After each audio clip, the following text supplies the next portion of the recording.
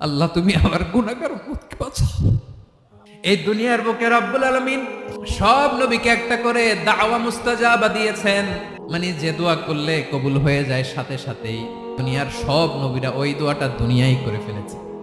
বিশ্বনবী বলবেন, আল্লাহ ওই স্পেশাল দোয়াটা দুনিয়াতে করি নাই, আজকে আমি তোমার দরবারে দাঁড়িয়ে কিয়ামতের দিন ওই দোয়াটা করছি। আল্লাহ আমার যে উম্মতের হৃদয়ে যাররা পরিমাণ ঈমান আছে, আমার একটা উম্মতকেও তুমি জাহান্নামে ঢুকাতে পারবা না। বিশ্বনবী পাগলের মতো একবার হাউজে কাউসারে যাবেন, একবার সিরাতে যাবেন, একবার পুলসিরাতের দিকে, একবার হাউজে কাউসারের দিকে পাগলের মতো দৌড়াতে থাকবেন, তার কোন গুনাহগার উম্মত যাতে জাহান্নামে ঢুকে না যায়।